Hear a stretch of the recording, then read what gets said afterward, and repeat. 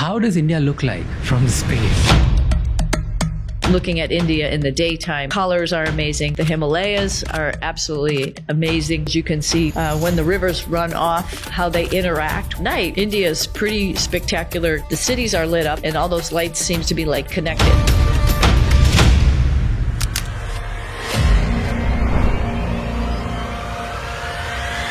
Sunita Williams and Butch Wilmore are still stuck in space and are not expected to return. 10-day test flight turned into a 9-month-long mission in space. This after their Boeing Starliner faced thruster failure. This time, this flight, the last one, was pretty messed up. Once after we launched and then we got to the space station, we knew we weren't going to come home as planned. We knew it would be 6 more months. When you're in space and coming home is a byproduct of this business. It's risky. How many situations do you plan for? Oh gosh, hundreds. Train for 2 years for a launch of a spacecraft because we go through with our control team, hey, what if this failed? What if that failed? And what's the probability of this and that happening? Was there any point where you heard some sound and you got scared? We were all a little on edge in this latest flight when we had a satellite below us in orbit explode, and then there was a bit of a debris field. And so we were woken up in the middle of the night to all go to our own spacecraft. It's called Safe Haven. And we all sort of hugged each other. Hopefully I'll see you on Earth.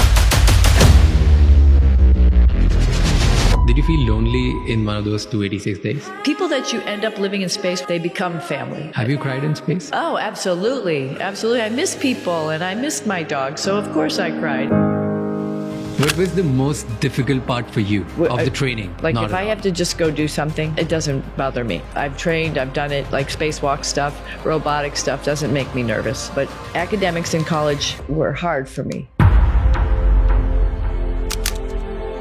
Before you set a foot on your first flight, you saw what happened with Kalpana Chawla. She's a friend of yours, she's a role model, and you saw her death. This day has brought terrible news and great sadness to our country.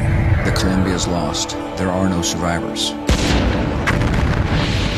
Did that event change anything you? I think the desire to explore more, I think it gave us even more of a feeling of like, we really want to continue this. We've got to do this in their memory. We're not going to let their situation put a stop on it. They wouldn't want that. So we're going to press harder. What's the health cost you pay when you come back? For me, I always feel a little nauseous when I come back. The neurovestibular system has not been working while you're up in space. It's sort of shut down and you have other feelings of orientation while you're up there. For me, I felt pretty nauseous for like 24 hours. Do you believe there's some life out there? Absolutely. With those billions of stars out there,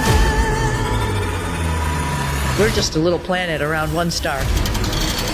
So yeah, there's life out there. How does space smell like? Tell me about your biggest insecurity. What's the strangest thing you've seen in the space which you think is going to be hard to believe for people here? Interesting.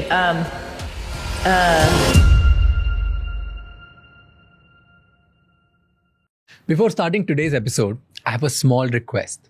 The whole team and I are working very hard to bring bigger and bigger guests for you so that we can give you more value and learnings through better conversations. And to continue doing that, I need you to subscribe our channel. It's free and takes only 2 seconds. And we promise that if you do this, we'll keep bringing the top 1% guests from all around the world and make you prouder one day.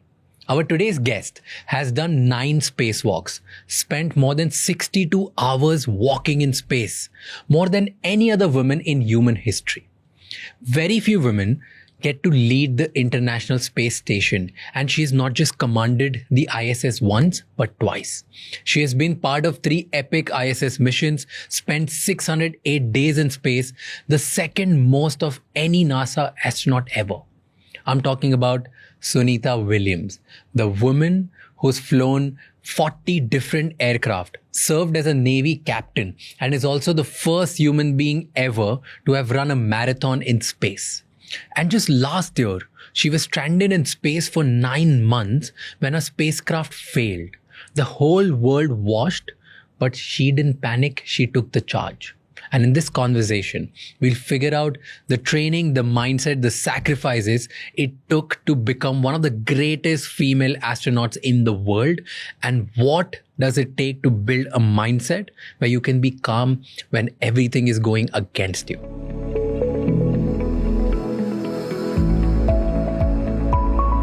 I'm just really honored to do this. I just wanted you to know this.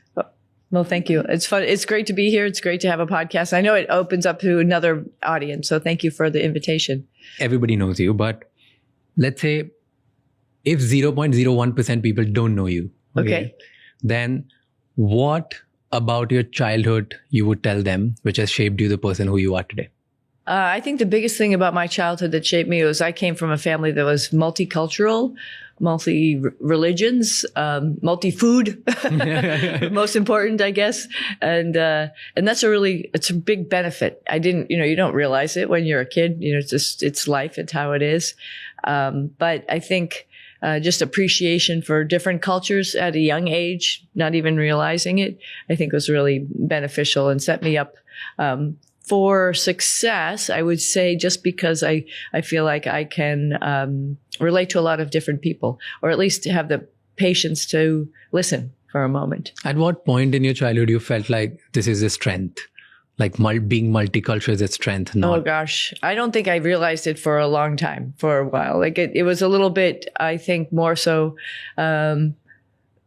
we were different. We are a different family, and we all knew that. But I didn't know if it was a strength until later on in life, where just easy to deal with people. I think. What do you mean by different?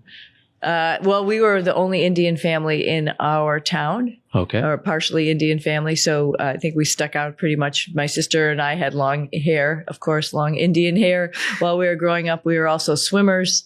And so we were the type that got up in the morning and swam before school, coming into school with wet hair. And so we were just different in regards to other people in the town, I think. People knew who we were then, too, the Pandyas. Yeah. Did you at any point feel like that was maybe a weakness, or that maybe put you in a different light than other people? Oh, sure. Like as a kid, of course, when you're like a kid, or more so like when you're an early teen, when you don't blend in with everybody else and you're a little bit different, of course, that's a little bit uncomfortable. But it also at the same time, I think, confident, secure in myself that I thought the more important thing was athletics and academics, and I didn't really bother me that much. Were you insecure at any point? Absolutely, my whole life. I think everybody is. They just have to sort of push through it, and I think that's part of life is just like pushing through boundaries and things that make you feel a little uncomfortable, and that's where you can achieve more. So yeah, absolutely. Yeah. Tell me about your biggest insecurity. Gosh, my biggest. I don't know about my biggest. I mean, just my whole job from being, like, first of all, as an athlete, you get on the starting blocks, you're nervous, right? So that's one thing. You're a little bit insecure about your capabilities and your abilities. It gets proven in the pool or on the track or wherever it is. But, just getting to that starting point, as they say, is a little bit scary. And then just, I think in all of the things that in my career that I've done, I had major insecurities about it. Like, wow, am I going to be able to pass this check ride? Am I going to be able to be a pilot? Am I going to be able to know how to do a spacewalk? Am I going to be able to do the robotic arm? I think all those things, I think there's points of insecurity. Yes, you prepare as best as you can, but then at one point in time, at least myself, I doubt myself at times. Like, you do that today? Absolutely. I think we all do it. I think we all do that. Like, if you don't, then you're not really being introspective, I think. True. I think it's hard to think that you know everything and not have an appreciation for the rest of the world around you that might have a surprise for you. What are you insecure about today? Like, you've accomplished so many things now. A lot. I mean, the next steps of my life. What am I going to do in the next steps of my life? We're moved. I'm retired. We've moved.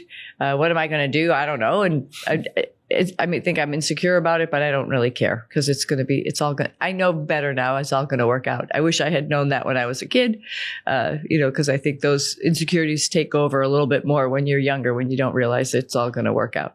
It's so fascinating. You do, like, your main work is uncertainty for living. Like, that's what, like, you don't know what's going to happen the next moment.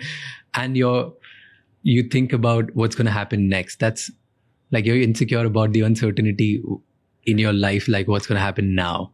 But you've lived all your life just thinking about, let's live in the moment and not think about what's going to happen next. Yes, and I think you bring up a good point. I think that is the way you deal with it. Like, let's live in the moment. Like, I think people have insecurities, of course, when they look in the future, but you can't make it. You can guide it, but you can't anticipate every little thing. So living in the moment is, I think, the best methodology. You say a lot about that. You've made a pivot every time things don't work out. You made a pivot, so you wanted to become something else in the childhood. Then you applied for certain things, you didn't get in, and then you finally ended up becoming who you are today. How did you know that this is something that you don't want to give up? Because every time when it didn't work out, you just pivoted. You're like, maybe not for me, not for me, not for me. And then, well, I like, this is another thing I think I wish I knew when I was a younger kid, that, things work out for a reason. Maybe it's because you have better qualifications in one area than another, although you think this is what you might want to do, and be ready for those extra doors to open that you didn't even anticipate. So those are things that like I said, I wish I had known then, because I think I was a little bit more, had more anticipation, maybe a little bit more nervousness about it when I was younger, versus just like sort of going with the flow, because like, let's just see what's behind the next door, because it might be something that I never even imagined and things like that. So that's why I mention this when I'm talking to kids about this younger age pivot, about trying to know what you want to do when you're 17. That seems almost ridiculous now that I look back and think about it. And I find myself asking kids too, like, what do you want to be when you grow up? What do you want to do when you grow up? How the heck do they know? It's sort of a silly question to ask them. More should be like, what are you interested in? What kinds of things have you been exposed to, or what do you want to do something else, or can I guide you to a direction that might be something that you never even thought of? That's, I think, more appropriate questions, honestly, now that I look back at the whole thing, because how the heck do you know what you want to do when you're a kid? And I think that causes a lot of anxiety and stress with people, and you don't need to have that. True. What got you interested in this? In space, in NASA, in the things that you do? I wasn't really a straight shot, so it wasn't what I wanted to do when I was a kid. Even when I was a pilot, I really wasn't a helicopter pilot. It wasn't the first thing on my list. It wasn't until later that I got exposed to it. So that's why I say, like, when I was just mentioning, like, if I'm talking to a kid, like, how can I expose you to something else? Just take a look at, the space program. Take a look at aviation. Those are my backgrounds, right? Take a look at diving, or, expose them to some other adult that has done something different, just so they get an idea of things that are out there. Anyway, it wasn't until I met somebody who had gone to space, gone to Johnson Space Center, and then I was like, wow, this job looks like fun. And some of those people were my friends that I had known as a test pilot. So I trusted their opinion also. So getting to know more and more people who are in the jobs that potentially you might like is a good idea.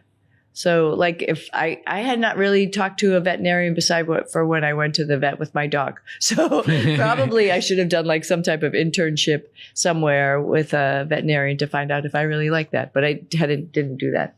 True. So, but let's say you got interested in it, but before you enter I'm assuming, like before you enter a rocket, they would test you in some way, right? Maybe mentally, physically, there would be some kind of training going on. Oh, absolutely. When you first get to become an astronaut, wherever you're going to be an astronaut, if it's at, an American astronaut at Johnson Space Center, European in Cologne, or, Japanese at JAXA, or if you're going to be Shukla and do like an axiom flight, you're going to be tested one way or the other here or during the process to, one, become an astronaut, and then two, and you're on your journey to get trained to be ready to go.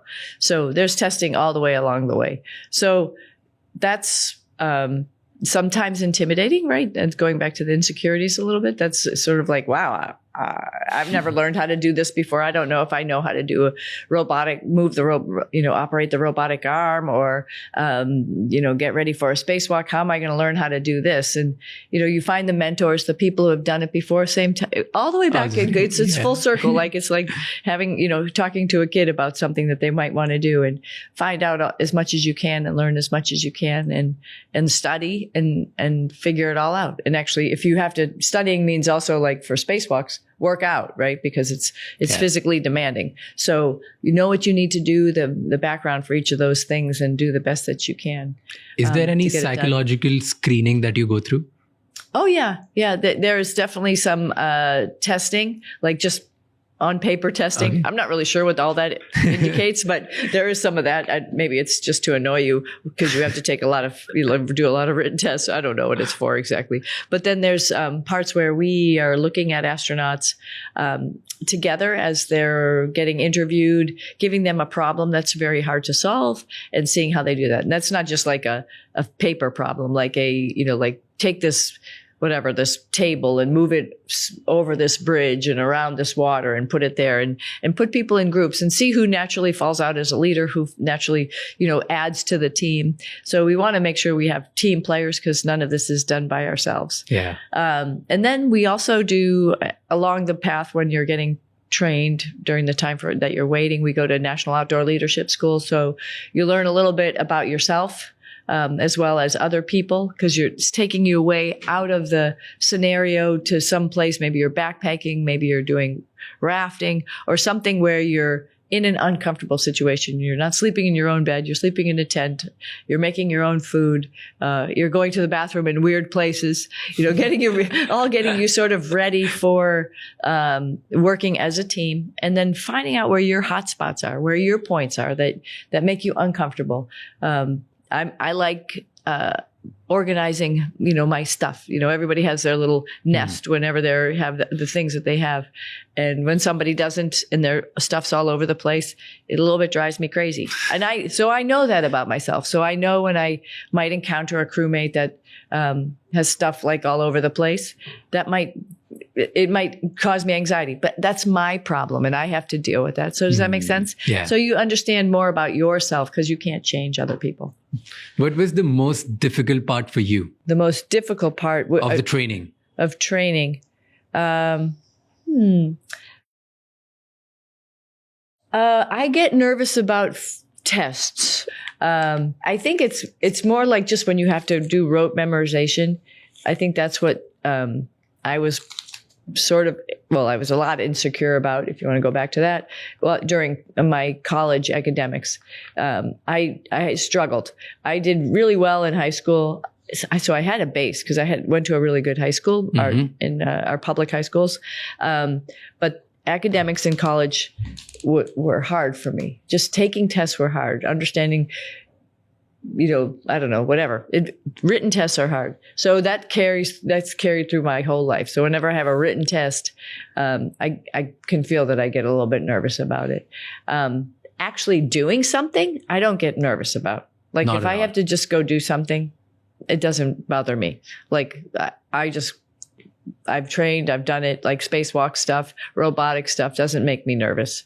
I just sort of put the things together logically in my head and I can do the task. But memorizing things and writing stuff down, that's the tough part. That's tough for me. But what happens, like, is it not tough when 5 thrusts are failing? You're like in middle of situation where it's like chaotic. You don't know what's going to happen. I think, like, Isn't that tough? Like you have to compartmentalize that particular moment. compartmentalization is something that we've trained to do quite a bit, like just with our military training as a military pilot, because you can only fix one thing at a time, and you have to just know your systems well enough to understand what capabilities you have and how you're going to work with those capabilities. So as the thrusters were failing, yes, this is a bad situation. Butch and I looked at each other and were like, oh, this is not so good. But we knew what we needed to do. What we really needed to do was dock to the space station, because we didn't know how our spacecraft would react if we were doing other maneuvers at that point in time. So that was the biggest thing. And I think, just like the movie The Martian, if you look at how he solved problems, it's like one little bite at a time.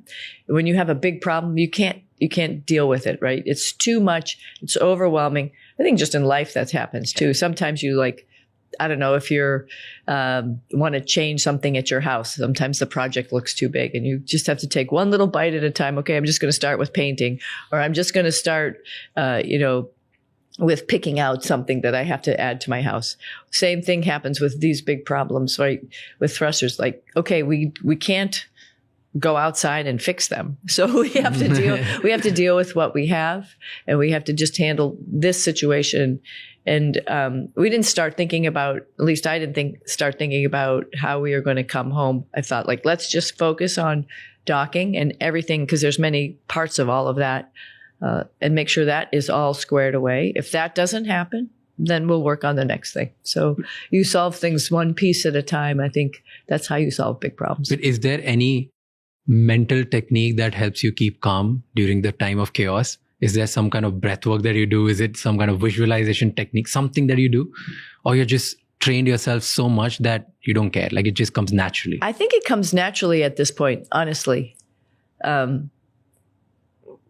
We've all been in situations flying aircraft that something doesn't work quite right, and you just sort of have to figure it out and get it on the ground when you can. I have my own little aircraft, and that situation happened at one point in time when the winds picked up quite a bit, and I had to just sort of figure out, like, okay, we're not going to land here. We're not going to land here. We're going to land here. But at some point in time, we have to land. We're running out of gas.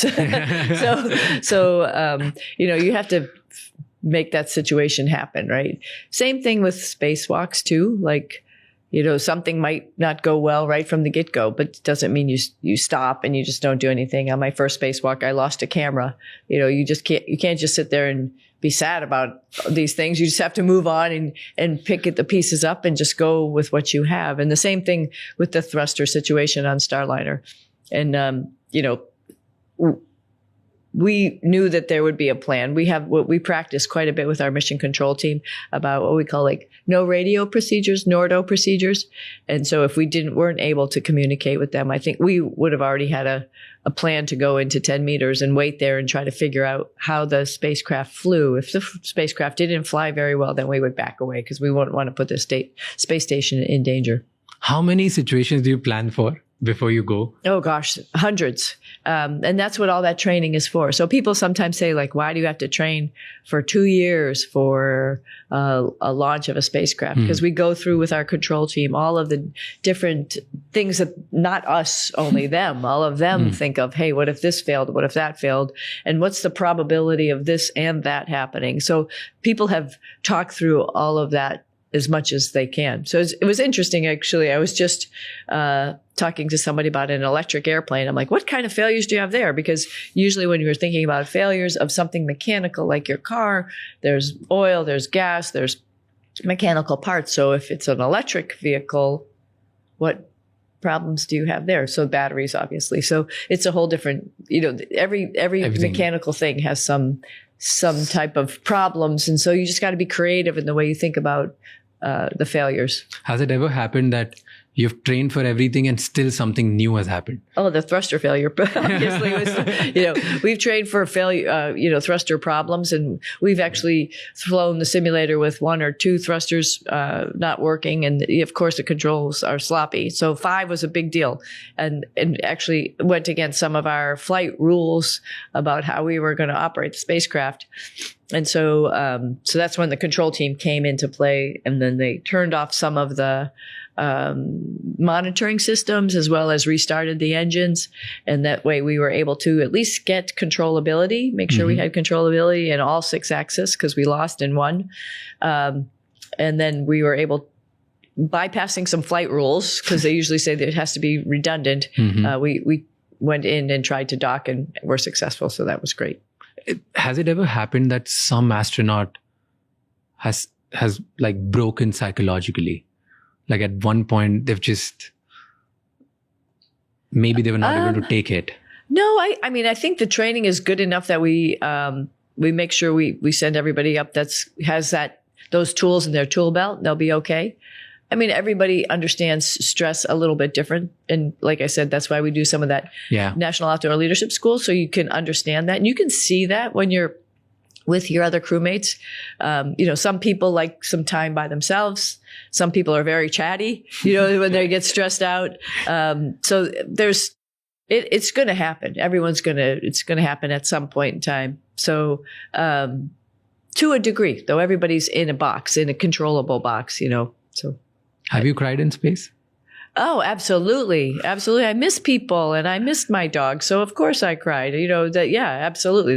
There's been goods and bads. I mean, and also for really good things that have happened too. A friend of mine, her mom was sick while we were in space, and, just having those conversations, that's just, your friends, your colleagues. If someone told you, their parent was sick and they're having some problems, and that's hard to deal with, and so you're helping somebody else, and you're just being a friend, a shoulder that somebody can lean on. And this, same thing happens. Like I get frustrated with something, and I'm talking to one of the crewmates up there about something, or something that's happening at home. Yeah, absolutely. Yeah, everyone goes through those normal emotions here as in there. Yeah. So what happens when you cry in space? Your tears don't fall. Oh, right? Yeah. Water all around you gets just sort of balled up on you. Same with when you're working out, you get super sweaty because stuff just gets too much water everywhere. So you need a couple tissues. So you just start crying. Is it difficult? Is it just stuck? Will just make your eyes very watery, really watery. You got to get rid of that though, so you can see. And you'll be like a fish in an aquarium. I have to ask you a weird question. What's the worst part about using a bathroom in space? Oh gosh, so much bad about it. No gravity assist. And so, for me, first of all, you just absolutely just being able to do it the first thing, right? Because you need to get rid of everything at some point in time, get rid of all that bad stuff. So you have to go to the bathroom. So doing it, first of all, getting over the fear of going, because it's not going to fall down. So it's okay, you just got to go and turn the hose on, and it'll take it away, and don't worry about it. So then the number 2 part, that's also adds your body's not used to it. So you have to sort of get your body used to those muscles to push everything out the right way. And then it's just sort of, I wait till I'm ready to go, and then I could just go. I think that takes care of it. That takes care of all the wishy-washy about it. If you can't you have to commit. You have to just get in there and just go. You also said, I was reading somewhere, you said that people fart a lot up there. Oh yeah. There's a lot. And I don't know why exactly, but it just happens. Everybody does, because if it's the preservatives in the food or something like that, I'm not really sure why, but everybody does. And I think after a while, potentially people get used to it, and it seems like it happens a little less for some people, but sometimes for other people, it just keeps going on. It's terrible. And then you have to live up in that space for the days, and it smells bad. No, it'll move. Okay. We have a pretty good ventilation system, so stuff starts to move around pretty quick. But if somebody farted and you right behind them flying through the module, you're going to fly right through it. How does space smell like? It smells like us. It smells like the food that we eat, and it smells like us. But interestingly enough, I think it's not that bad, because we had at some periods of time, 12 people on the space station, when generally 7. And people are all working out. People are all eating. And to me, it didn't smell that bad at all. I mean, it was just sometimes a little stronger when some stronger types of food. I eventually got Indian food, for example, so you could smell that. Some things with garlic, obviously you could smell that. I actually really like the smell of garlic, so for me it was fine. Sometimes fish, because we had like a lot of salmon or tuna fish, and so that sticks around for a little bit longer maybe, but it all ends up dissipating. So that smell. What about the sound? Because ISS, it creaks and moans, right? Like you can hear that sound almost all the time.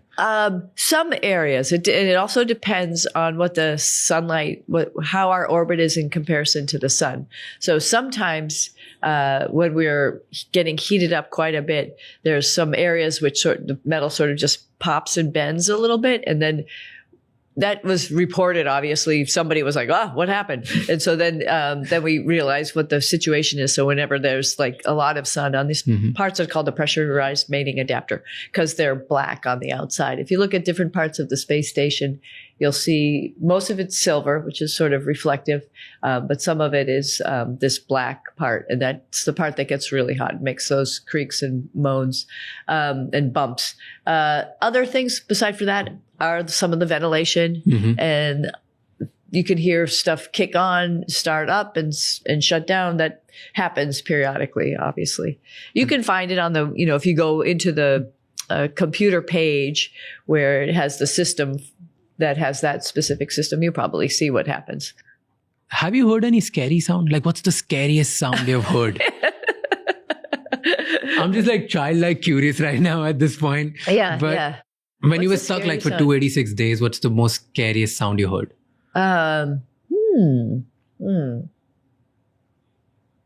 Gosh, I'm trying to think of something. I think valves moving, closing, and opening. I don't know. I am used to the space station. The space station is sort of like a second home. So my first time up there, I'm looking at it up on the wall. That's why I'm looking at this. I'm trying to think of what was scary. But my first time there, when I was in the forward part of the space station, living there by myself with my 2 other Russian colleagues in the way back, yeah, I got scared a little bit because first time I'm like very hypersensitive to all of these switching of pumps and fans and noises. One antenna right outside there was a crew quarters there, would turn every now and then at night, or I think it was a camera actually. And sometimes the folks in mission control would turn it so they could see stuff. And it was like right outside the window. So we could hear inside. So I was asking a lot of questions during that flight, like, what's that? What's that? What's that? But now that I've lived there for a long time, I feel like I know most of the things that are happening, or I can figure it out. Like, okay, that sounds like a motor. That sounds like a valve. So that must be coming from over here. So this is this. So, it's just like as though you've, again, lived at your house for a long time. Yeah. So you get used to like when the furnace kicks on or something and like, oh yeah, that's happening again. But for the first time, you must have heard at that time, did it scare you? The first time it did, because particularly when I was like I said, the only person living in that part of the space station, and my other American counterpart had gone home, and this is my responsibility, was this part of the space station. I was like, what is that? What is that? What is that? So I ended calling the ground a couple times, probably in that time frame, if I remember correctly. Just sort of, is that normal? Is that normal? And they were like, yes, don't worry about it. Was there any point where, in all your time in space, was there any point where you heard some sound and you're like, oh, this is it? Like you froze for a moment and like you got scared? No, I wouldn't say that. I think we were all a little on edge in this latest flight when we had a satellite below us in orbit explode or disintegrate or something. And then there was a bit of a debris field. And so we were woken up in the middle of the night to all go to our own spacecraft. It's called Safe Haven because they weren't sure whether or not the debris would hit the space station. So we had about 45 minutes. And the funny part about that is we all met at the bathroom, essentially, one last time to go to the bathroom on the, as I call it, the big hotel in space, because the spacecraft are sort of like a little camper. So they don't have really good bathrooms on the spacecraft.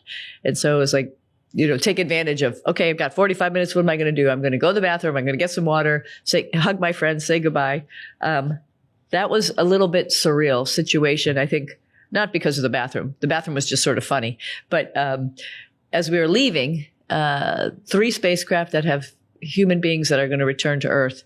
So one spacecraft's going to go and land in the ocean. One's going to land around the United States. One's going to land in the desert in Kazakhstan. One's going to land in the desert in the United States. And we all sort of hugged each other. And we're like, hopefully I'll see you on Earth. That was a little bit weird.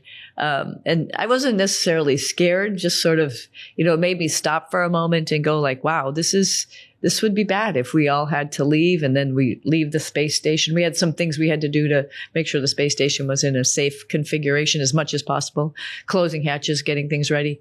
So we didn't have too much time to sit around and think about it. But for a second, that flashed through my mind as we were all there by the bathroom and we were giving each other a couple little hugs and saying goodbye. So that was weird. That was a little unsettling, I guess. So you said this flight, the last one, was pretty messed up, right? When you got stuck for 286 days. I don't know if I would say messed up is the right word. I would say it was a little bit unpredictable in the beginning. Like that whole summer was like unfortunately, that was the hardest part. I think the beginning part, for once after we launched and then we got to the space station, we knew we weren't going to come home as planned, but there was a lot of people on the ground who were still working we're going to get home. We're going to come home tomorrow. We're going to come home tomorrow. We're going to come tomorrow. Like, wait a minute. We all have to understand what the problem is and understand what the fix is and all that kind of stuff. But of course, NASA doesn't want to miss an opportunity. So they still had a lot of people turned on to keep working through all this. So that meant there was questions coming to us and we were answering questions back and forth. When it seemed like the probability was pretty slim that we'd coming back in the next 2 weeks or month. We really needed to get some answers to what happened and understand that problem and see if there's an adequate fix before we would get back in that spacecraft. So that whole time frame, it's hard to have patience, right? I think all of us have to work on that. They say patience is a virtue, and it's very true because it's sort of like when something uncontrollable is happening, you just have to sort of wait until the appropriate answer is provided. That's hard because you sort of want to go, how's it going down there? Like, how's it going? Have you solved the problem yet? What is the answer? Do we know yet? And you sort of have to give people some time. So we tried our best. I think we were sort of annoying at some points in time in asking the questions. And it's hard when you're up in space. It's like during COVID when we had Zoom calls, it was really hard to really, get to the bottom of some things, right? Because you had to you couldn't see somebody. You couldn't go and put your hands on something. You're not right there. And that's what it's sort of like all the time on the space station. We aren't there. I'm not seeing the test set up.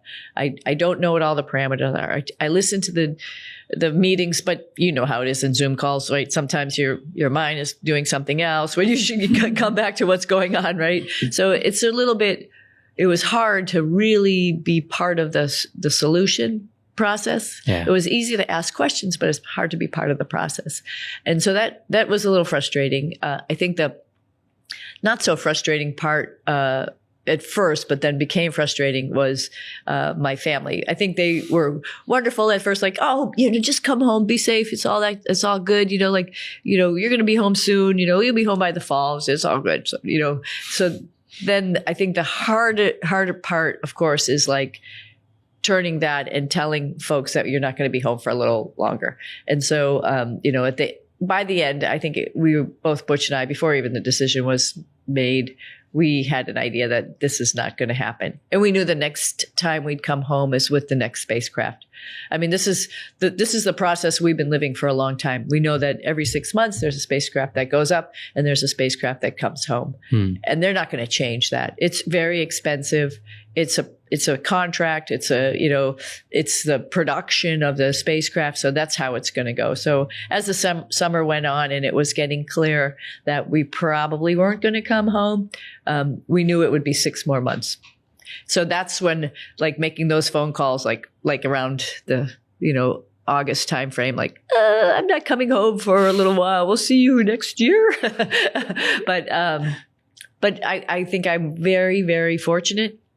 My family was like, hey, it's okay. Don't worry about it. Have a good time. Come home on a safe spacecraft. And I wrote journals on my first 2 missions, and I started it while we were up there for the summer. And my sister's like, just keep writing the journals because they're fun to read. I'm like, oh, okay. And it's not just fun. It's I have a group of people that I sent those to. So I was able to take a lot of people along on the journey with me and show them through my photographs, not just mine, but my crewmates' photographs and what we were doing up there, what it's like to live and work in space. And, the aperture gets widened when you have time to do that. So I had a lot of people following along with me. And, because I was doing that, a lot of support from friends and family. So that was pretty awesome. So that first time when you got this feeling that, hey, maybe you're not going home, and you're asking questions to the ground support, you're asking questions, but when you're alone, you're not asking questions and you're impatient. What's going on in your head? Like, now you're not going to go home for a while. Oh, yeah. So, I mean, right from the beginning anyway, we had things to do for our spacecraft while it stuck to the space station, those test points, just working. So we just kept that whole process, right? What we had already planned to do for those next 10 days. And we had a little extra time. So we were doing some little extra tests. So that was great. And then after that, we had some free time, essentially. Butch and I, of course, we worked out. So it's, how do we help? How do I be part of the team? I need to occupy my time with that type of stuff. I like doing that. I'm not going to sit around and feel sorry for myself. It's like, hey, there's 12 of us up here. We're going through a lot of food. How about if I transfer the food and put it in the right place? How about if I work on the toilet because we're going through the toilet supplies faster than we should? So how can I help out and just help the team? The things that are like, standard things that you have to do, like take the trash out, like all the things that we normally do here at home. There's specific things we do that we train for. Then there's things that that you just have to do on a routine basis. Yeah. So just try to jump in and help the team as much as possible. You don't give yourself time. Just keep yourself occupied all the time. I do generally try. I don't like to hang out, just hang out. That's sort of silly. Specifically in space, there's a lot of things to do. It's like never a dull moment. And then once it was sort of, not even then, I think just in general, if there was free time and somebody was working on an experiment, sometimes your hands are in a glove box and, then you need to get something to do something. You have to take your hands out of the glove box. It's a little bit of production, or you have protective equipment on because you're working on something that's a little bit dangerous. And so then you're trying to make a phone call. That's hard because you have to undo everything and call back to the ground, get everything off of you. So for me, it was like, oh, if that person's working on an experiment, how about if I'm your right-hand man? If you need something, just tell me. I'll go over here and get it for you. Or, you're working on the toilet with all that stuff on. I'll make the calls down to the ground, and then we could work through all these things more efficiently. So there's all of that to do too, just to help out the team. I mean, and that's what we're trained to do, just to help out. And that makes that makes time go by, for one thing. Not that time you really want time to go by, but that also just helps everybody out. And of course, the cool thing that we did I think we, not me in particular, but my crewmates were really great photographers. And so Butch and Don, they ended up spending time like setting up different cameras to take some amazing time lapses and stuff like that too. So there's always something to do while you're up there. Was there a night where you lost hope? No, Never. No. That's so funny that's a question. It is interesting that people said and I guess I could understand why, just because of the press and the narrative that was going on, that we were stuck in space.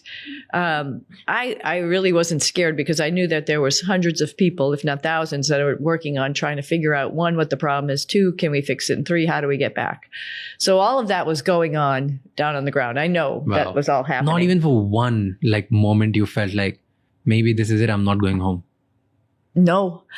We actually, even before our spacecraft left, we designed some sort of makeshift seats on the Dragon that was there. So we had planned seats in case something happened, in case we had another safe haven or something that we had to get in our spacecraft because of something that happened that was out of our control. We actually had a seat in a spacecraft. It wasn't a great seat. Didn't have air breathing connections in a spacesuit, but we did still have a seat. So, I mean, there's always something. We always plan on something. Those seats needed to be completed. Those seats needed to be completed before we told Starliner to leave. Wow. Yeah. Never. That's incredible. No, I mean, I have a lot of... Because from here down here, all the press, all the news, all the stuff that we read, it looked like you're stuck. There's no hope for you to come back. No. There's NASA and Boeing fighting. There are people just arguing, stuff going on. And there are thousands of people making content on you. And it felt pretty scary. And genuinely, I've seen so much content where people were worried. Everybody was wondering. Yeah. So I like I said, I understand why people would have that impression, just because of what the narrative that was going on and the miscommunications, I think, back and forth. And I think that's a little potentially unfortunate. But did your family ever feel like? No. That's because we were in touch all the time. You spoke to them after coming back, and did they have the same feeling that? Absolutely. You probably saw my mom at some point in time on the news, and she was not worried, because I'm talking to her, I'm telling her that it's going to be okay. It's not something they need to worry about. The sort of what I don't want to call it really makeshift, but the seats in the Dragon, that wasn't a great scenario, and we talked about that, and there was a little bit, folks were not ready for that scenario. What now? We have to accommodate 2 more people in this Dragon in case there's a problem. How do we do it? People came up with some great Apollo 13 solutions with these makeshift seats and stuff, but this is not the professional right way to do it. And so now we actually have a seat kit. Mm-hmm. So if somebody from another spacecraft needs to transfer over to this one, they'll be able to do that with a better seat, and we'll be able to actually have extra spacesuits. So we'll be able to do that. We have, we're working on, I'm not sure the status of it, but being able to connect the air with another seat with a T, like a Y cable. Mm-hmm. So all of those are great lessons learned, because that was, I think, the worst part. That wasn't a great platform to land. Somebody might have, we did our best that we could do. We actually had a medical doctor who had a lot of experience in this setup. So he did as best as he can to try to come up with seats, but that wasn't optimal. It's not really the right way to do stuff. So, like I said, that was the most uncomfortable when we were in those seats. We're like, I don't really want to come home like this. But the probability, right, that something would hit the space station after we had already had something happen was pretty low. So in my estimation, we all take risks. Yeah. We're in this business because it's risky. Not because, but as a byproduct of this business, it's risky. When you launch on a rocket, when you're in space and coming home, you accept some of those risks. So this was not out of the box, I would say. When you're up there, you go through multiple sunrises and sunsets in a day, right? I think 16. Yeah, 16 sunrises and 16 sunsets in 24 hours. Some days would feel like very short. Some days would be very long, right? Which one was the longest day for you? So when you're on a deployment or an expedition, I think time changes just in your head, right? Obviously, it doesn't change in general, but it changes as once we got to that point where we knew we were going to stay for a little bit longer.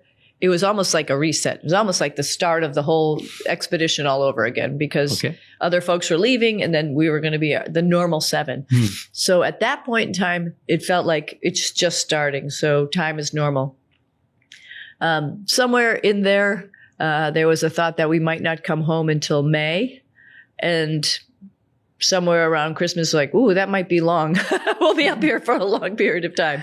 And so that's when time sort of slowed down a little bit. And also, I mean, it goes hand in hand with activity level also. We had just finished doing a lot of science experiments. We were just getting ready to do some spacewalk stuff. So we had a little bit of a lull time.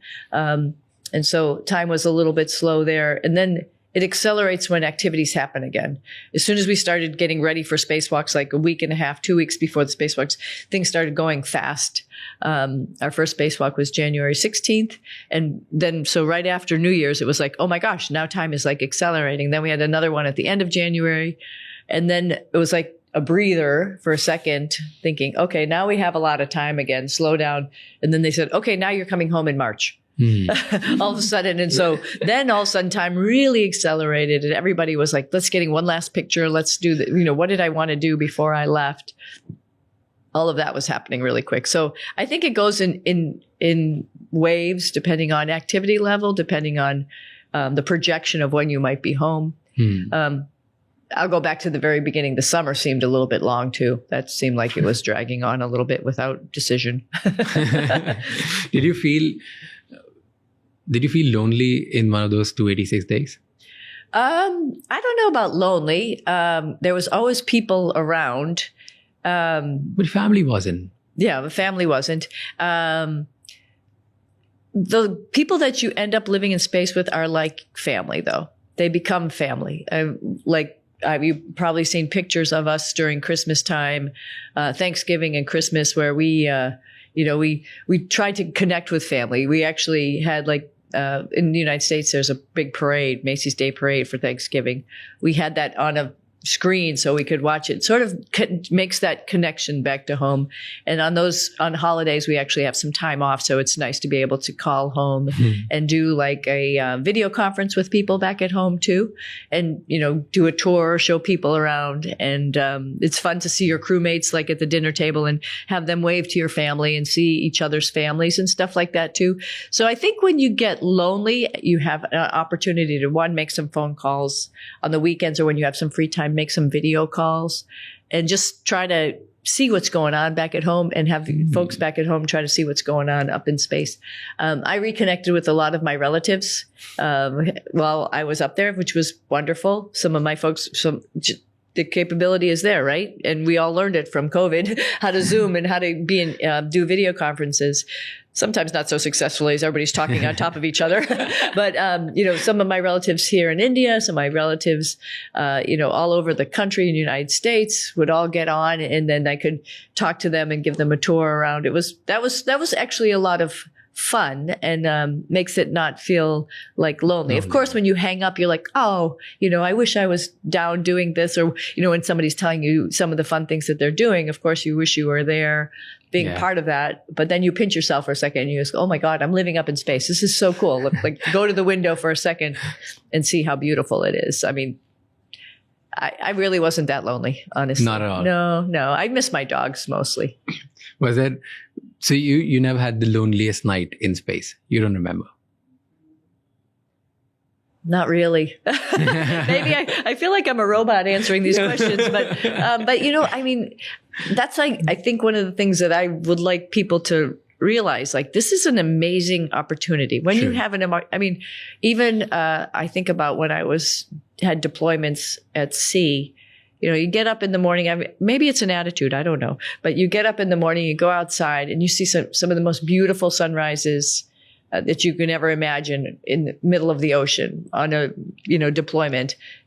Same thing. You get up in space and you go to the window and you don't know what you're going to see. I mean, every day is like, oh, it's there. It's a surprise, or it's nighttime, or what does lightning look like, or whatever. It's just incredible. True. And you also know that this is not going to last forever. You're going to come home at some point in time. I mean, I think that's always on the back of my mind. I was like, this is a chance. Even on my first flight, I was sad to leave. I was like crying, like when I left, because I was like, I don't know if I'll ever have this opportunity again. And it's so incredible.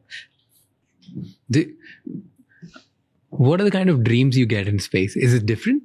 Oh, interesting. My father asked me the same question because he was a neuroscientist.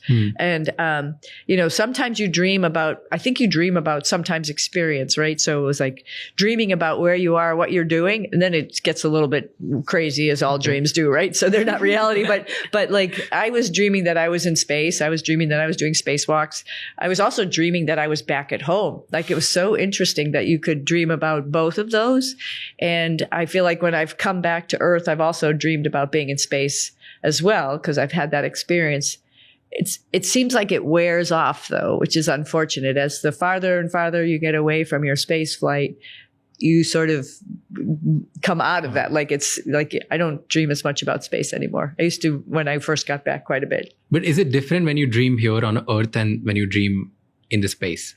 Like, is it the kind of dreams? Do you dream of falling? Do you dream of... All the same. I think the same in that regard, but based on experience. Mm-hmm. Yeah. I mean, I wasn't fall. If I was dreaming about space, I wouldn't fall. Yeah, exactly.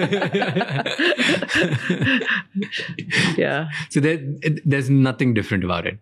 Do you hear like different kind of sounds? Because you're always constant in an environment which is either very silent or like very noisy.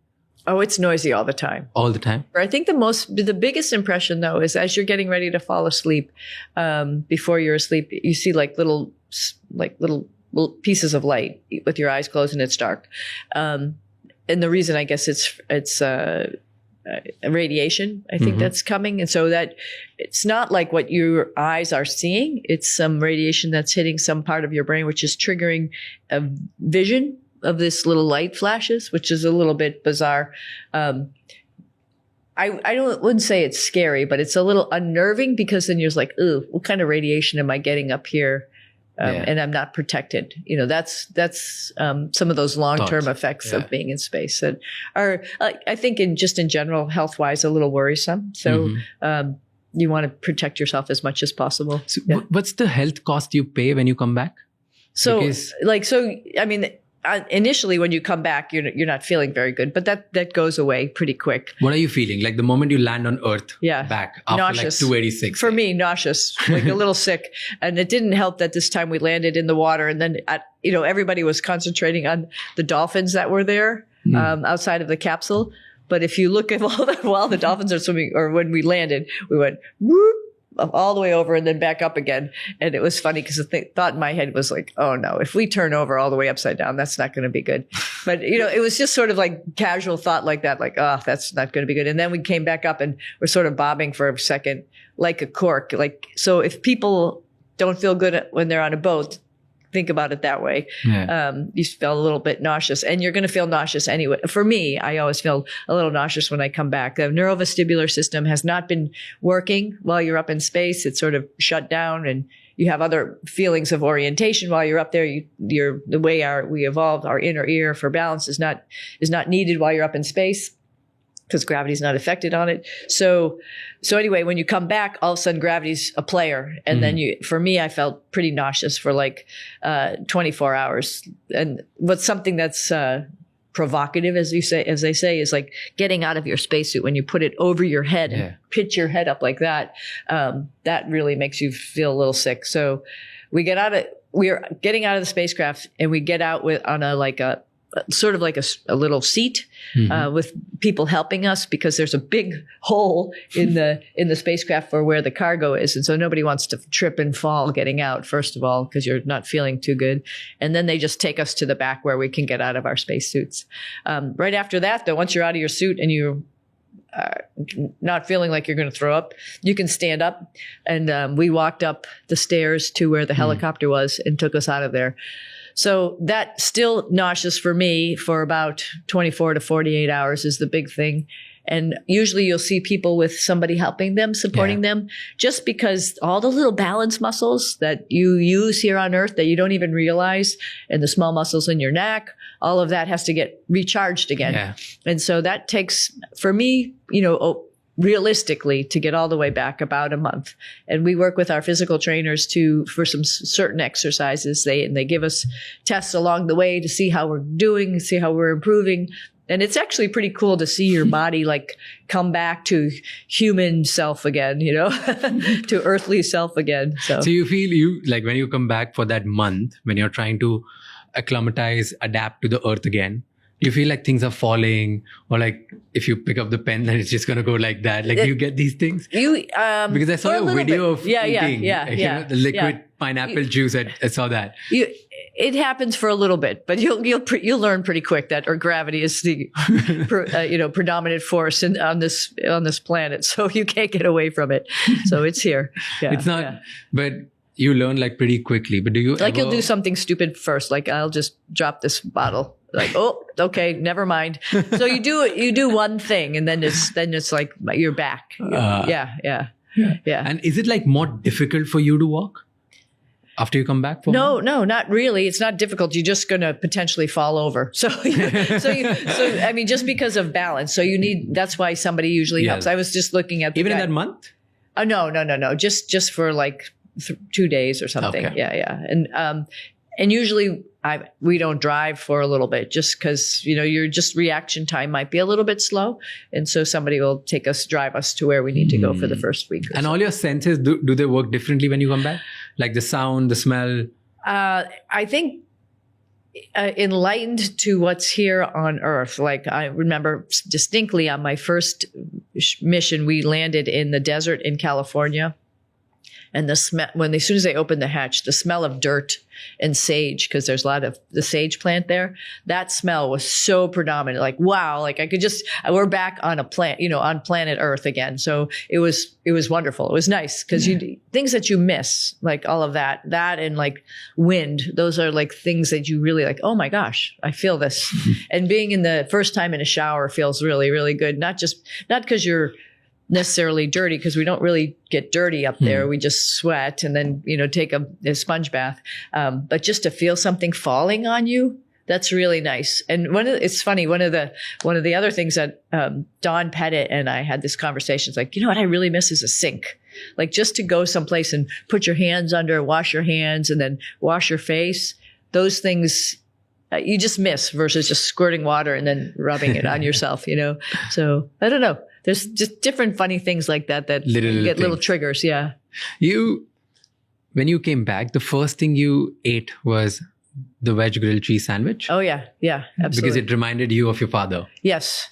Well, it's funny. I had that before I flew on my first flight, for sure, from my father. And I was thinking about coming back up again. And I'm like, oh, this will be smooth. It won't be hard to get if I throw up.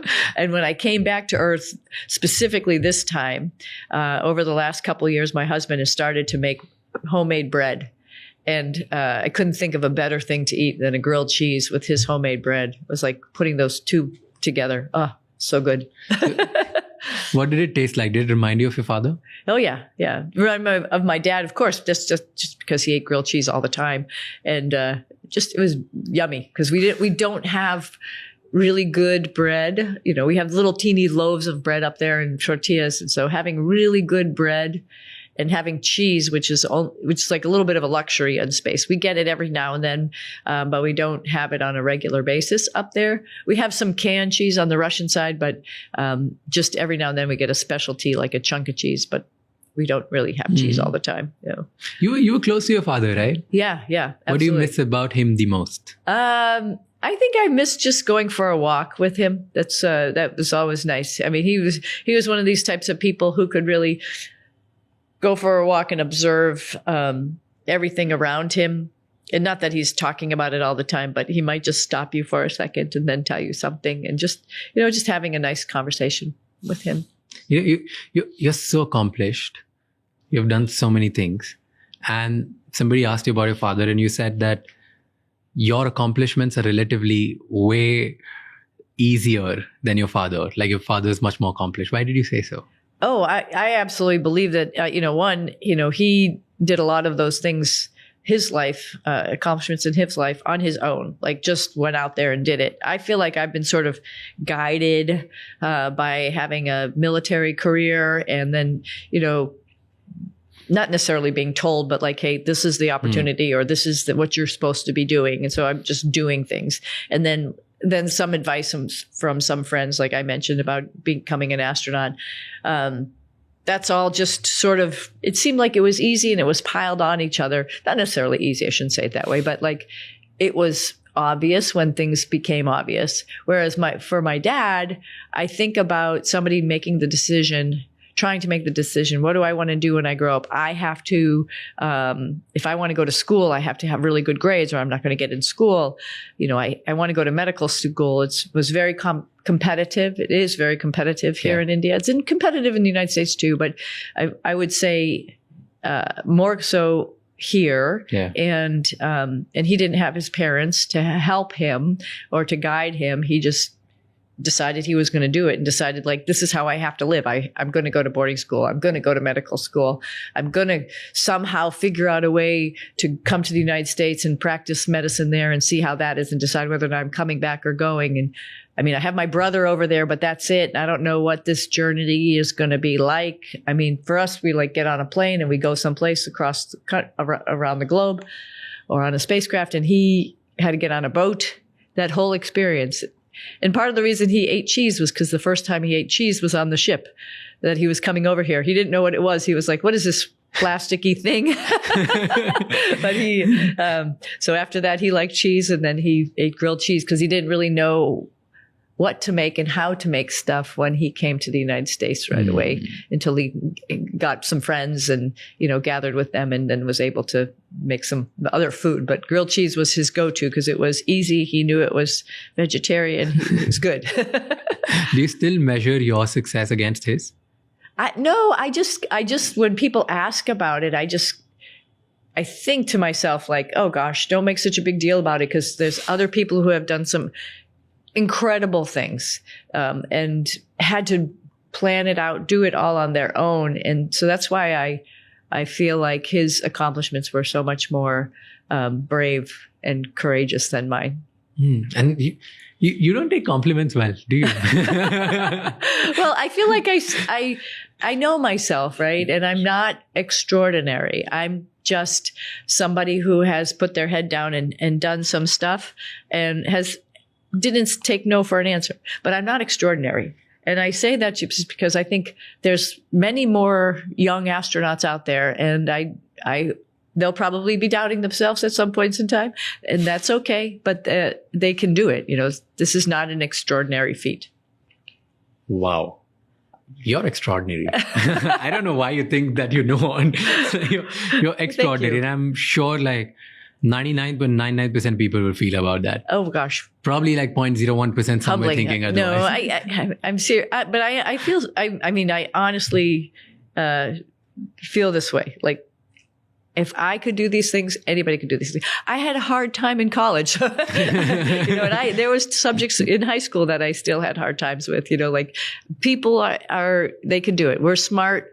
I mean, I think sometimes we just don't tap our potential. Yeah. You know, because you're talking about your father, I always feel like I like asking this question. So I want to go ahead and ask you, what do you wish your father would have seen in you before he left? Oh, wow.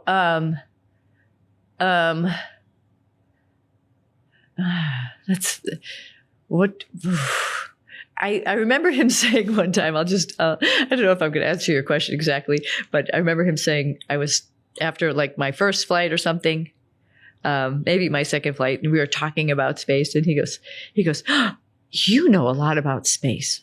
And I said, Dad, I know a lot about space because I live there. Like, of course I know a lot about space. I would say, you know, like I grew up in Needham, Massachusetts, right? I would say, you know a lot about Needham, Massachusetts. We grew up there. So like, it's the same type of thing, which was just sort of funny for me to have him, say that, which was, and then we had a good laugh about it.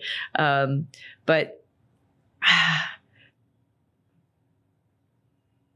I think you know, it's funny. I think after I became a test pilot and an astronaut, he was, you know, he was doing his life. I was doing my life after I graduated from college. So I don't think he knew exactly, and my mom either, what I was doing.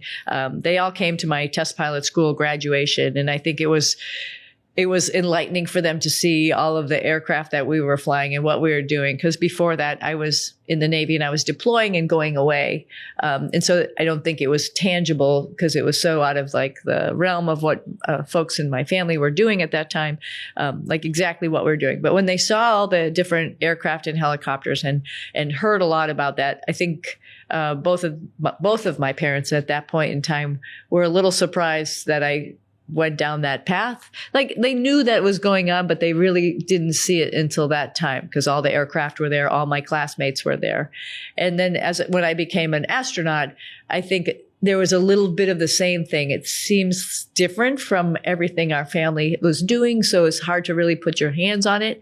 But when they all went to my first launch to see a space shuttle launch out of Florida, I think that was like an eye-opening experience for everybody. Like, wow, this is serious. We launch on rockets. My sister said such a funny thing.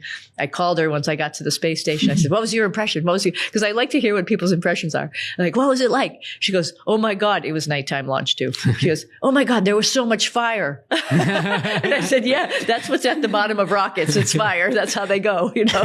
And but it's funny because I think at that point in time, people realized what this is all about. And I think my father at the same time figured out like, wow, she's actually going to space. And I think he was the one who gave me the Bhagavad Gita. He was the one who gave me the Upanishads on my second flight. And I think he was just like, you have a unique experience and stay grounded, live in the moment. You carry Bhagavad Gita and Lord Ganesh still with you, right? Because your father gave it to you. So does it still feel the same or does it feel different now? Like when you carry Bhagavad Gita with you now, now that your father's not with you. Yeah. I mean, it's a little piece of him is with it all. Of course. I mean, that's why I'm Indian, right? That's why, that's because of him. I think at least half of my personality is because of him and understanding of the universe around us is because of him.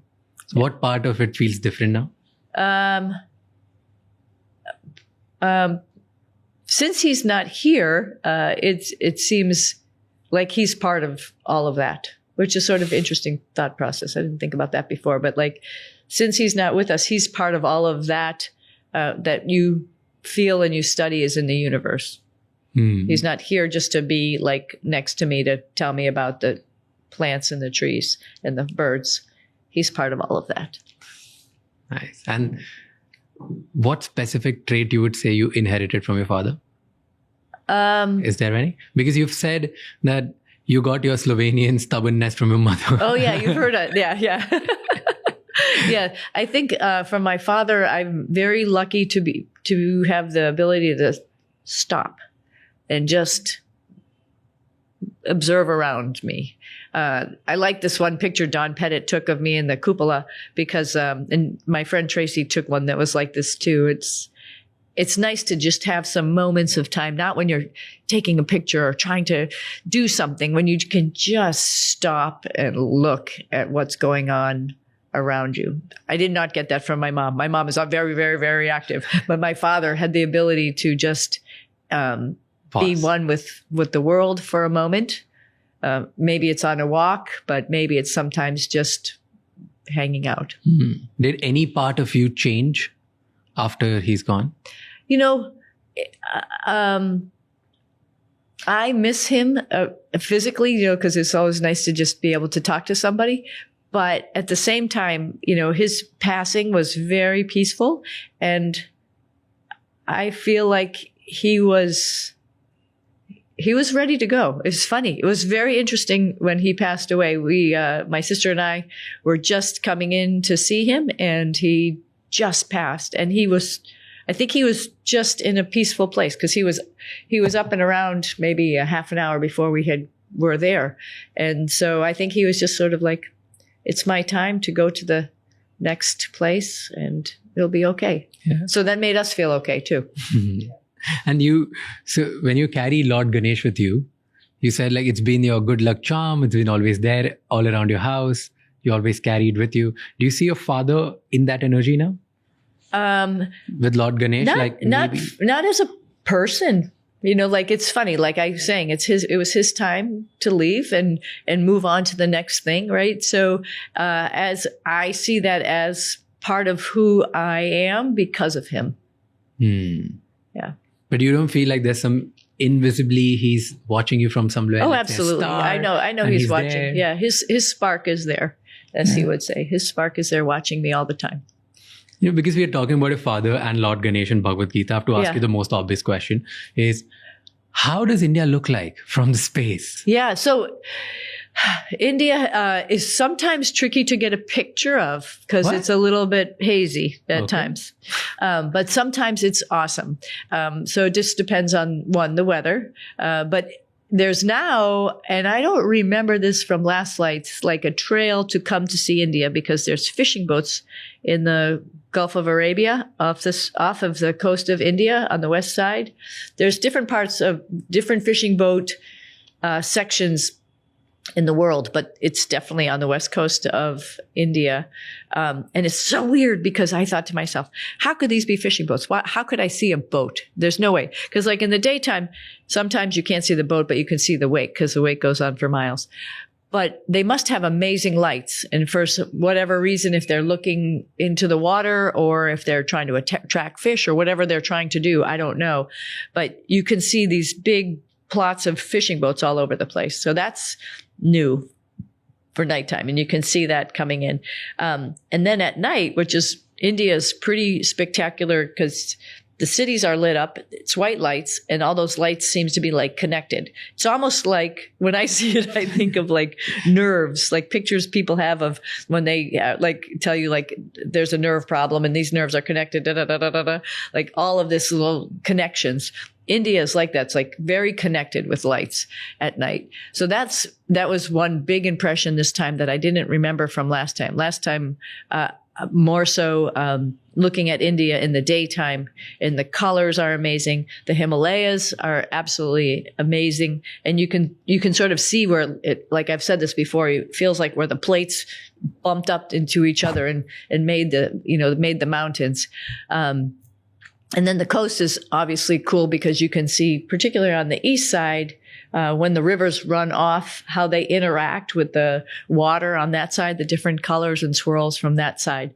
And then at one point in time, I took a picture of the interaction between India and, how do we call it nowadays? Sri Lanka. Yeah. And it seems like there's a connection there. I'll just say that. I'll say that. I think that picture there was a little bit of a discussion about that picture, but it looks like there is, they absolutely could be connected. Yeah, there must be some. There's something there. There's something connected. We leave it out there like that. Yeah, leave it at that. And when you look out of the window, okay, this is my sci-fi brain talking, okay? So just don't judge me on this question, but I'm still going to be... What's the strangest thing you've seen in the space which you think is going to be hard to believe for people here? Oh, interesting. Two different things that were different or have been different. There's a lot of communication satellites up there now, Starlinks. Mm-hmm. And so you can, this time, from 10 years ago, they fly across the view. Like you see the stars, of course, as they're coming, but they fly across the view, which is like, whoa, where did these all come from? And which is great because there's a lot of communication now on Earth because we have these constellations of satellites, but it was an impression, like there is a lot of stuff in orbits around the planet. The other thing which was really cool this time, and we were able, it's hard to see with the naked eye, but we have some really great cameras and we were able to take pictures, not me in particular, but Don Pettit and Matt Dominic, of blue jets and red sprites coming out of a thundercloud, like energy coming up. It's out there because Nicole Ayers took some after we left too, and I think those are posted. Just amazing that we were able to take pictures of energy coming out of a thundercloud and out of lightning. Wow. Yeah, that was pretty amazing. So there's just, and I had no idea those things existed. People knew they were existing, but it was hard to actually document it. And now with the cameras that we have, we can document that. So all of that is pretty pretty amazing. Don was able to also with his camera, because these are things you can see. You can see the Milky Way. Like, it's amazing to see so many billions of stars out there. But and it's hard to take good pictures, pinpoint pictures of stars because we're moving so fast. Mm. He rigged up with a little gearbox, something to copy the orbital rate as we were flying, so he could pinpoint the pictures, pinpoint the stars, and then the lights on the Earth were a little bit blurred. That's backwards of how normal cameras or normal setups would do it. So those pictures are out there also from Don Pettit, if anybody gets a moment to take a look on the internet. Incredible pictures. So I had the luxury of being up there with some amazing photographers that were able to do that. Do you believe there's some life out there? Absolutely. With those billions of stars out there, we're just a little planet around one star. So yeah, there's life out there. I mean, there's life on Earth in places we never thought there could be, right? At the bottom of the ocean with the thermal vents that are coming up. There's things that live without great pressure, without light, in the darkness. So yes, in strange gases, right? That we found actually on our second spacewalk. Butch did some swabbing on the outside of the spacecraft. There's microbes that live on the outside of the space station. Yes, they're probably from us because they're in the vicinity of where there's some gas vents whenever we vent overboard. So sure, they probably came from us because they're right there. But what it proves to us is something can live in the vacuum of space with the heating and cooling. So that's more, the proof in the pudding that something can live out there. Even as close as the moons of Jupiter, thinking that one of them, at least Europa, I think it has water on it. It'd be nice to drop a spacecraft over there and drop a rover through the ice and see what's going on. And there's some plans to do that as well. But if there's water, there's probably something. There's obviously, evidence of water on the moon and on Mars, or some type of liquid, right? So there might have been something on Mars at least that we could potentially go see if we go there. So, do you think there's some species around there? There might be. Who knows? Who knows? We have to go and see. You believe in the possibility, but you don't know it. Yeah. No, I mean, I don't think it's humans, for example, but there's some forms of life potentially. Interesting. But potentially. Okay, I've like last 2-3 questions for you. Yeah. And one of them is, tell me the most beautiful thing you've seen. I mean, I really think the aurora, and one of the really huge benefits of us being up there all of the summer of 24, this year also, or last year in 25, but we weren't there, thankfully. But in 24, this summer, we had some incredible aurora because of solar activity, and such that the aurora came down. Usually you look out the window and you could see it over there. Like, you're looking and like, oh my God, that's amazing. Look at it. It's so great. We're taking pictures out the side so you could sort of see the Earth. This time we flew essentially through the aurora. It was low enough. Our orbit's 51.6 degrees. So it came down somewhere in that vicinity.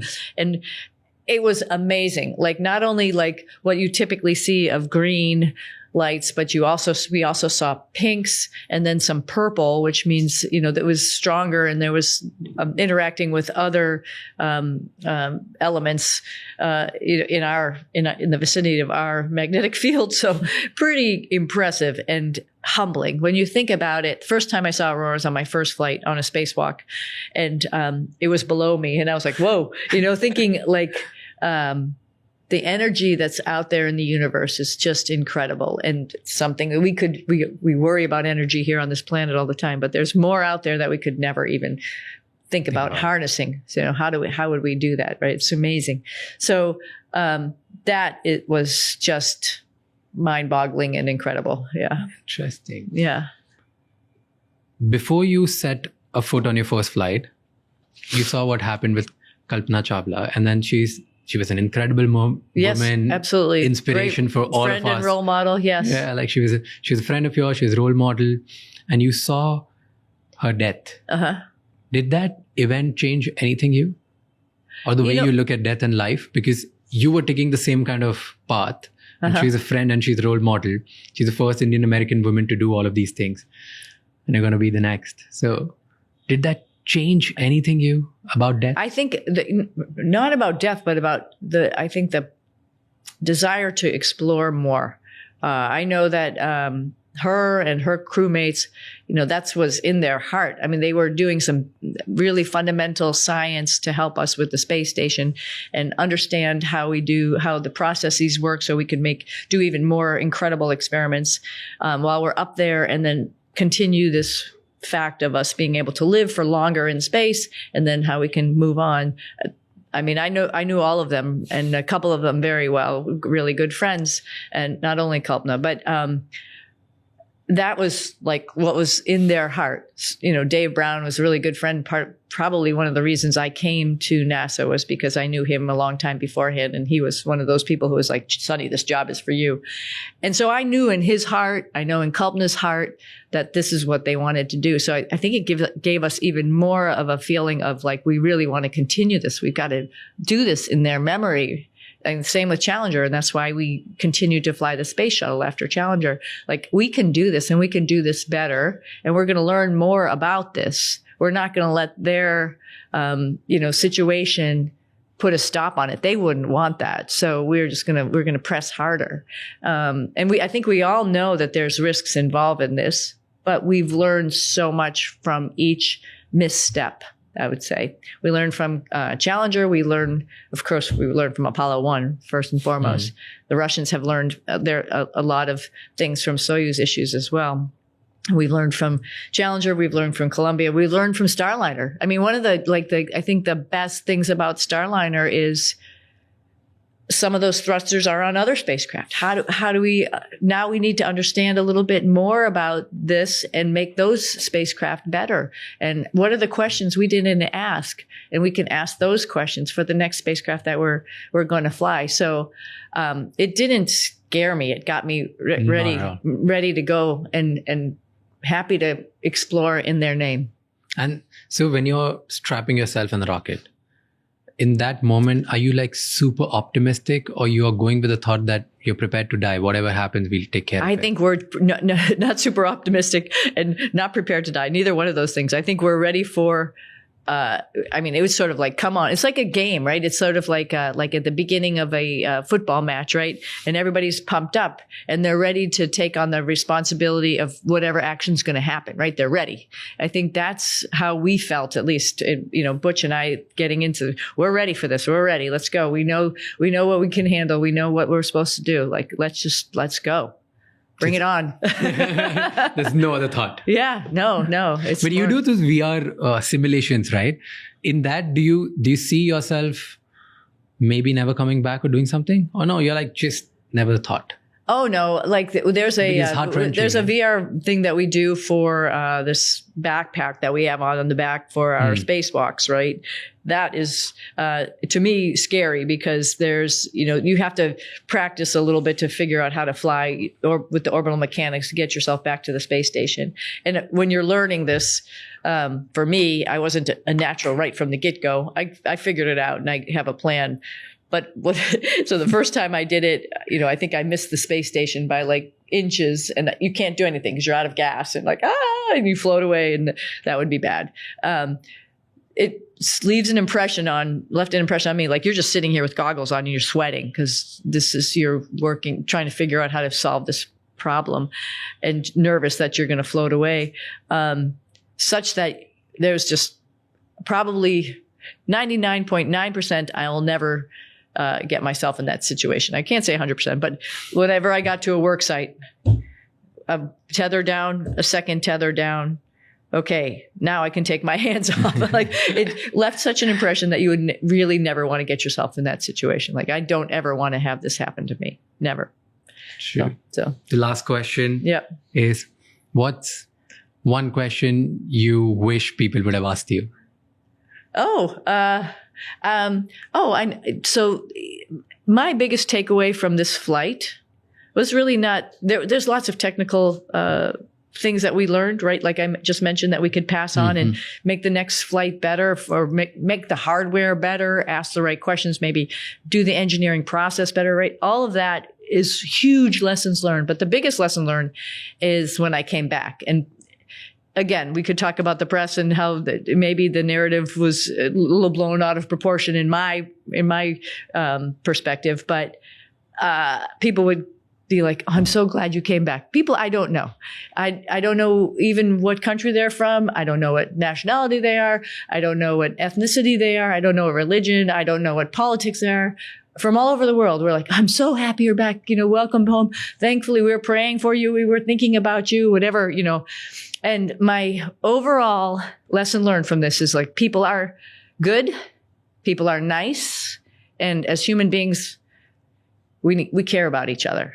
And it seems like that gets lost with a lot of distractions and noise that are going around. And we just need to listen to each other because people are good. Does it get you overwhelmed when you talk about it?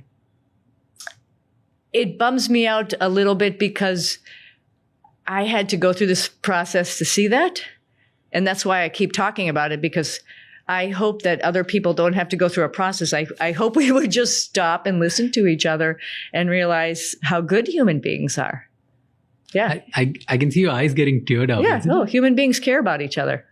And we forget that. And we fight over stupid things, which is unfortunate. Well, thank you so much for doing this. Yeah. It was an honor to speak to you. It was But it fun. was incredibly good. Yeah, thank you.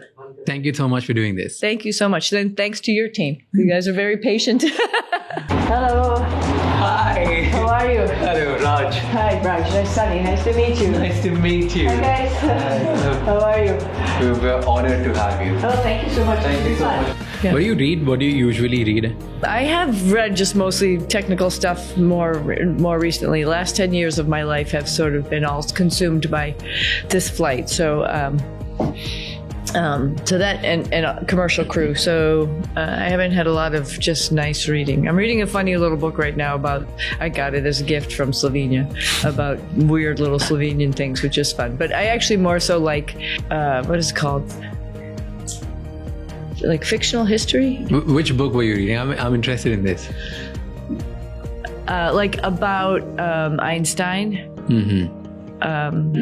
And then there were some other ones. Got it. But I haven't read them for a little while. But anyway, I like reading about the people. Yeah. Thank you so much for watching this podcast till the end. Please let us know in the comments what all did we do right so that we can improve and keep doing that better, and what all did we do wrong so that we never repeat it. And at the same time, please give us suggestions of who's the next guest that you want to see on the podcast. And don't forget to share this episode with at least one person who will get some insights, because one conversation is enough to give people enough ideas to change their lives. I'll see you next time. Until then, keep figuring out. And also, don't forget to subscribe the channel.